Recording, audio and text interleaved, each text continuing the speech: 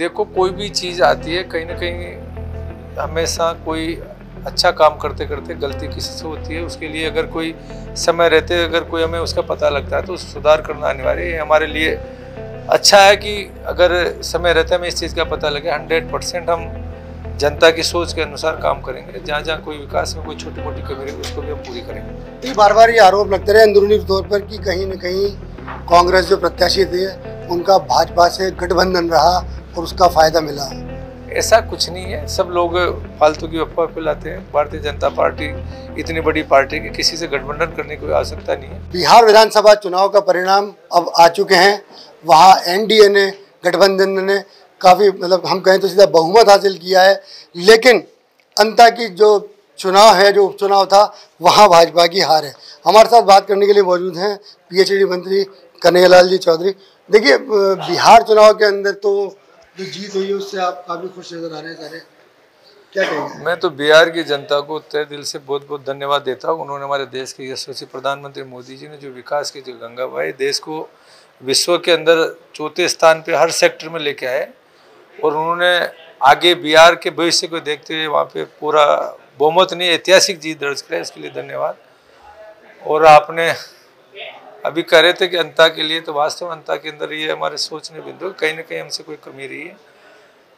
आगे ऐसी नहीं हो, किस तरह से जनता का मूड है, जनता क्या चाहती है, जनता के लिए हम आने वाले समय के अंदर कोई हमारे कार्यकर्ताओं से या हमारे कोई जो भी सरकार के कर्मचारी से जो कमी रही है उसको हम सुधार करते हुए आने वाले समय के अंदर दोबारा वापस राजस्थान के अंदर भारतीय जनता पार्टी की सरकार को मजबूती देंगे। देखिए, इस परिणाम से हालांकि कोई बहुत ज़्यादा फर्क पड़ने वाला नहीं था, लेकिन भाजपा की हार ने कहीं न कहीं सवाल छोड़े हैं। देखो, कोई भी चीज़ आती है कहीं ना कहीं हमेशा कोई अच्छा काम करते करते गलती किसी से होती है। उसके लिए अगर कोई समय रहते अगर कोई हमें उसका पता लगता है तो सुधार करना अनिवार्य है। हमारे लिए अच्छा है कि अगर समय रहते हमें इस चीज़ का पता लगे 100% हम जनता की सोच के अनुसार काम करेंगे। जहाँ जहाँ कोई विकास में कोई छोटी मोटी कमी रही उसको भी हम पूरी करेंगे। ये बार बार ये आरोप लगते रहे अंदरूनी तौर पर कि कहीं न कहीं कांग्रेस जो प्रत्याशी थे उनका भाजपा से गठबंधन रहा और उसका फायदा मिला। ऐसा कुछ नहीं है, सब लोग फालतू की अफवाह फैलाते हैं। भारतीय जनता पार्टी इतनी बड़ी पार्टी की किसी से गठबंधन करने की कोई आवश्यकता नहीं है। पिछला जो उपचुनाव हुए थे जिसके अंदर हमने 5 सीटें जीती थी, कांग्रेस से केवल 1 आई थी, तो इससे ज़्यादा कांग्रेस को खुश होना कोई ज़्यादा वो नहीं है। आने वाले समय के अंदर ये छोटी सी कोई एक इलेक्शन के अंदर कोई कमी रही है तो उसका आने वाले समय में सुधार करेंगे। लेकिन नरेश मीणा वहाँ से निर्दलीय चुनाव लड़ रहे थे, पहले देवली उनियारा से लड़े, यहाँ भाजपा की जीत हुई, लेकिन क्योंकि कांग्रेस के प्रत्याशी वहाँ कमजोर थे। क्या ये गणित वहाँ भी कहीं ना कहीं इफेक्ट डाला है कि उन्होंने बीजेपी को नुकसान पहुँचा दिया इस बार? देखो, भारतीय जनता पार्टी का कार्यकर्ता चुनाव लड़ता है, भारतीय जनता पार्टी पूरी ताकत से लड़ती है। निर्दलीय लड़ना, किसी पार्टी से लड़ना, सबका अपना अपना विचार होता है। नरेश मीणा उसके हिसाब से चुनाव लड़ रहा है, आगे भी जहाँ भी लड़ते रहे। बाकी भारतीय जनता पार्टी किसी के बलबूते हुए चुनाव लड़ती है। भारतीय जनता पार्टी सोच समझ के टिकट देती है। भारतीय जनता पार्टी के कैंडिडेट कोई कमजोर नहीं देती है। समय परिस्थिति देते कि बाकी जनता की सोच क्या है। हो सकता है कि हम उनको सही चीज़ नहीं समझा पाए होंगे, आने वाले समय इसमें हम सुधार करेंगे। नहीं, क्या हार का जो फैक्टर है वो आप मानते हैं कि जितने वोट नरेश मीणा ने लिए वो वोट आखिर थे किसके, वो वोट कहाँ?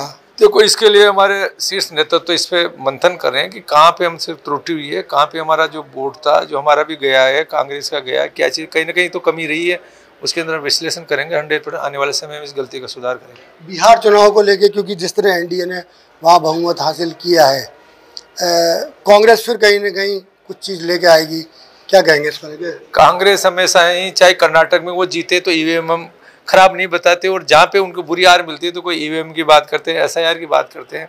एसआईआर के अंदर उन्होंने खूब वोट चोरी का खूब मुद्दा उठाया। बाकी जनता ने जो आशीर्वाद दिया, जनता चाहती है कि जो देश का रहने वाला व्यक्ति देश का वही वोट दे, वही सरकार को चुने। उसके ऊपर वहाँ की जनता ने पूर्ण वोट दी। उन्होंने जैसे जैसे नैरेटिव गलत चीज़ें सेट करने की कोशिश की, जनता ने झूठ को नकार दिया और वहाँ पे जो सत्य की जीत हुई है।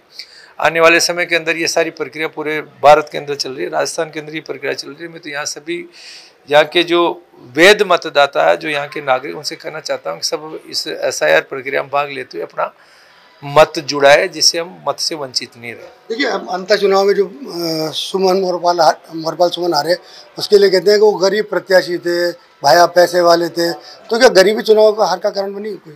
ऐसा कुछ नहीं साहब, जहाँ भी चुनाव लड़ते हैं, अभी हमारे देवली उनियारा के अंदर हमारे चुनाव लड़े, हमारे प्रत्याशी राजेंद्र भी रहे, ये भी अपने हिसाब से कोई पैसे वाले की बात करें तो जो दुनिया के हिसाब से रहे तो मोरपाल राजेंद्र से ज़्यादा पैसे वाला होगा, फिर भी यहाँ से हम 41,000 चुनाव जीते हैं, तो कोई पैसा मायने नहीं रखता, जनता का सोच जनता चाहती है वो होता है। देखिए वहाँ के चुनाव के अंदर मैं कहूँ तो पूर्व मुख्यमंत्री वसुंधरा राजे की प्रतिष्ठा दांव पे थी, सीएम भजन लाल जी शर्मा की प्रतिष्ठा दांव पे थी, मदन राठौड़ जी की प्रतिष्ठा दांव पे थी, लेकिन कहते ये हैं कि वहाँ भाजपा की अंदरूनी कलह भी एक कारण मानी जा सकती है। हम सब ने एकजुट होकर चुनाव लड़ा है, कोई हमारे अंतर्विरोध नहीं है, आगे भी नहीं रहेगा। प्रतिष्ठा जब चुनाव लड़ते हैं तो पार्टी चुनाव लड़ती है, पार्टी की प्रतिष्ठा रही, डेफिनेटली हमें उसका राजस्थान के अंदर कहीं ना कहीं हमें गलत इफेक्ट गया, उसको आने वाले समय में सुधार करेंगे और 100% पूरी ताकत के साथ भारतीय जनता पार्टी मजबूती के साथ आने वाले पंचायत राज चुनाव, नगर पालिका के चुनाव, चाहे आने वाले समय में विधायक का चुनाव, चाहे ताकत के साथ राजस्थान में डबल इंजन की सरकार। देखिए आज इस तरह की चर्चा है कि मालपुरा के अंदर एटीएस ने कार्रवाई की है और किसी घटना से मालपुरा के तार जुड़े हैं, किसी की राउंड अप किए जाने की भी सूचनाएं आ रही है। देखो पूरे भारत के अंदर हमारी सुरक्षा एजेंसियां बहुत तेज़ है, हमारा जो इंटेलिजेंस बहुत तेज़ है। जिस तरह से पिछले महीने भर के अंदर जिस तरह से आतंकवादी गतिविधियों के तार ढूंढने में जो हमारी सरकार ने जो कामयाबी की है, जो इनपुट मिले हैं, कितना विस्फोटक उन्होंने बरामद किया है, कितना जो गलत केमिकल बना के, जहरीला केमिकल बना के लाखों लोगों को मारने की योजना थी, पूरे भारत के अंदर वो करें। उस प्रक्रिया के अंदर जो भी कोई दोषी होगा 100% उनके खिलाफ जो देशद्रोही काम कर रहा है उनकी हमारी सरकार पकड़ेगी। हमारी जो जांच एजेंसी है, मैं उनको धन्यवाद देना चाहता हूँ कि समय रहते उन्होंने सारी करी।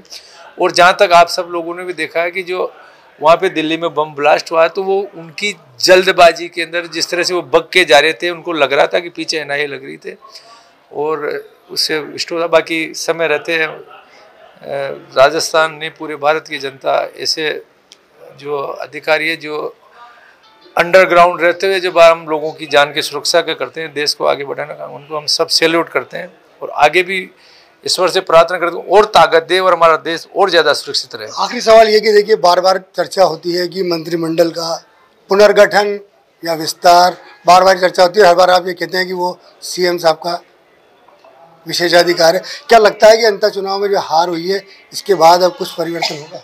देखो मैंने पहले भी जब आए थे आपने पूछा था, अभी भी मैं यही कर रहा हूँ कि मुख्यमंत्री जी का अधिकार है, वो जब चाहे मंत्रिमंडल बदल सकते हैं, जब चाहे वो नए बना सकते हैं, मंत्रियों की समीक्षा कर सकते हैं, कौन मंत्री अच्छा काम कर रहा है, कौन नहीं कर रहा, आगे किस तरह से सुधार करते हैं, उनका पूरा अधिकार है। जो भी वो करेंगे 100% सही करेंगे। ये तो पीएचडी मंत्री कन्हैयालाल चौधरी, जिनका कहना था कि अंता के चुनाव ने कहीं न कहीं भाजपा को सोचने पर मजबूर कर दिया है और भाजपा में आंतरिक मंथन की ज़रूरत है। लेकिन बिहार चुनाव ने जहाँ जिस तरह की एनडीए की जीत हुई है उसको लेके वो काफ़ी खुश नज़र आ रहे हैं। राजस्थान तक के लिए टोंक से मैं मनोज तिवारी।